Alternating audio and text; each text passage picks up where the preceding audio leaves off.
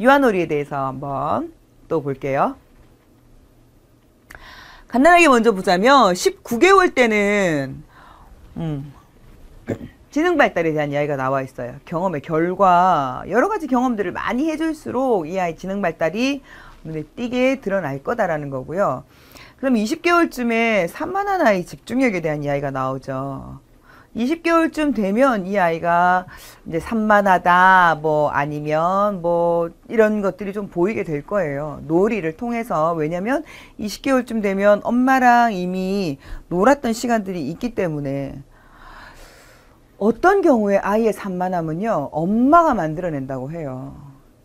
엄마의 관찰력 부족인 거죠. 아이가 무엇을 좋아하는지 싫어하는지 아직도 몰라. 그래서 이 아이가 늘 재미없어 하다 보니까 엄마랑 안 놀려고 하고 눈도 안 마주치려고 해요. 산만한 아이가 그렇게 만들어질 수가 있다는 겁니다. 그 다음 21개월에 신체 운동 얘기가 나오고 있어요.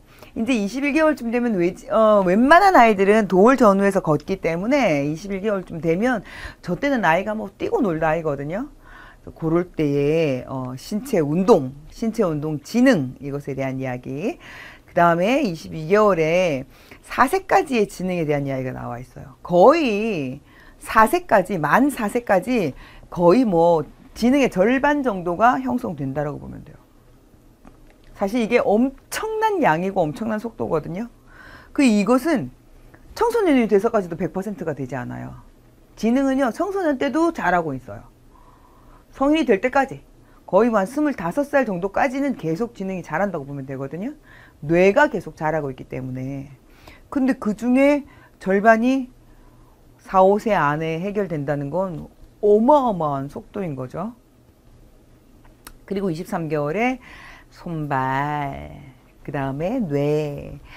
그때 여러 가지 손의 움직임들, 양손을 써라 라고 하는 건 좌뇌와 우뇌의 고른 발달을 위해서 필요하다는 거예요. 엄마들이 그래서 아이들한테 습관을 들일 때에 굳이 예전에는 우리 어른들이 왼손으로 밥 먹으면 왼손잡이를 보고 타박을 했어요. 그죠? 손 때리면서 바른 손으로 안 먹는다고. 그래서 이 손을 예전에 우리 어른들은 바른 손이라 그랬어요. 이거는 그른 손.